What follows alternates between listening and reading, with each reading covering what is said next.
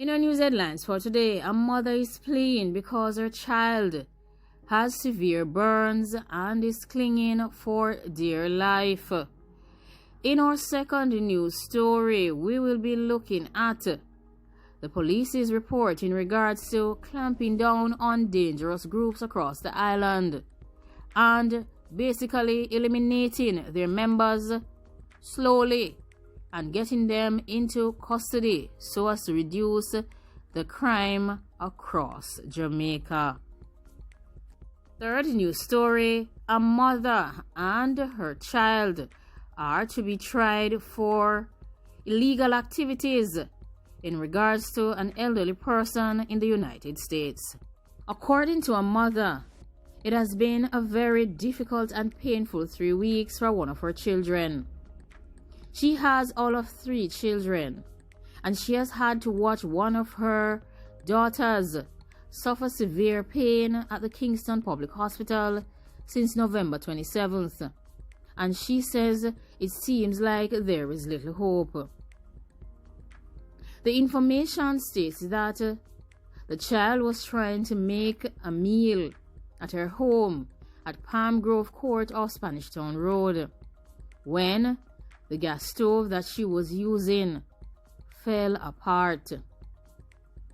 According to the mother, the child suffered 3rd-degree burns from her neck down to her toes. Jamaica does not have a unit to deal with burns that are this severe. The child remains in bed at the Kingston Public Hospital, slowly passing away, while her mother and her other relatives scramble to gather funds to get some assistance. The mother says that the incident happened and she heard screams. She rushed into the room and saw her 25-year-old daughter completely covered and aglow with conflagration. According to the mother, she came and she jumped and she screamed and she cried and she rushed out and threw a bath of water on her daughter in an effort to the conflagration that had engulfed her daughter. She further stated that when she looked, the elements started spreading to her fridge and to other furniture and appliances in her house. The mother further said that she again quickly threw water on the furniture to extinguish the element. Then she rushed her child to the Kingston Public Hospital with the assistance from neighbors. According to the mother, while the medical and other personnel at the hospital has treated her child with care, the situation is currently out of their hands, as she is in need of urgent transportation overseas for medical assistance so that she can get skin grafting and plastic surgery. The Kingston Public Hospital has said that they cannot help her. It's an emergency and it is serious.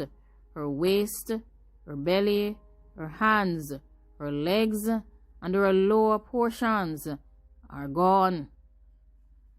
According to the mother, she is dependent on her child to survive along with her other 2 children.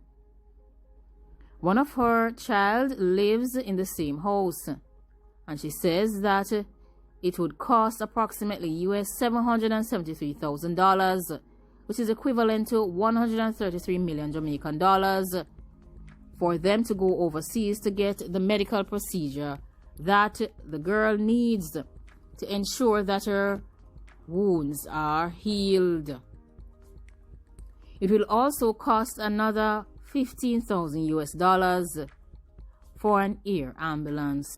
According to the child's mother, Anderson, she said that the medical officials at Jackson Memorial Hospital in Miami, Florida, are ready to accept her child, but the administrators have insisted that all of the medical expenses must be paid first before they will accept her into the facility. She further stated that another local institution found another hospital in the USA that was willing to take her without any fee being paid. They, however, are still working out the cost for the medical procedure, which will also have to be paid before they can work on her daughter. The details on this institution has not been confirmed. She said that she would like to get some help because she does not have it. She doesn't have the money to pay because she's also very sick. And she doesn't have any money because she lives in Jamaica. She also said that last year she did a surgery on her right ear at the University Hospital. The hospitals in the US say that they want all of the money and they will not take a piece of it, and I don't have it. So she's asking persons to provide some assistance to her. She further stated that she is quite ambitious and hardworking, and she goes to the Heart Academy. She says her daughter studies business management at Heart Academy. She said that she just started doing some buying and selling of clothing apparel to supplement her earnings. She has established a GoFundMe account for her daughter for all those who wish to make a contribution to the medical expenses of the 25-year-old who is currently in this serious situation. According to the police, a dangerous group based in St. Catherine has been significantly degraded, with at least 60 of their alleged members now in custody awaiting trial. The leader of the group is also in custody, having been charged in relation to some dangerous and serious matters. According to the commissioner, the trial of these members of this dangerous group is expected to start in January 2021. He says it is a large case. He believes it's a landmark case. It's 60 persons who are allegedly part of this dangerous group, which is a significant impact on the activities of the group as well. With these alleged members in custody, remnants of this organization are engaged in acts among themselves, trying to juggle for the leadership of the group. This has caused major leaders in the group to develop conflicts with each other. Persons want to take over the leadership and to take the spoils, but the group is significantly degraded from where it originally was. Despite the group being finished in terms of numbers, according to the Commissioner of Police, they are still active against elements of this very group. He said that the recent taking out of 2 persons of this group during a reported battle with the police is their work, and they will continue to work towards eliminating these persons from the society. One of the persons who passed away was Mackenzie, and the other was Francis. According to the Corporate Communications Unit, they also took into custody another high-ranking member of the group, Miss Thompson. She was charged with money laundering and possession of dangerous and serious property. She has been placed and released on a $500,000 bail. According to the police, this young lady is known to be the spouse of the leader of the group and has also been identified as a daughter of the mother of one of the leader of the group's children. According to the police, they will continue their operations against the St. Catherine group and will target their sources of funding. However, they did not provide any specificities on the planned or pending operations with these dangerous groups in mind.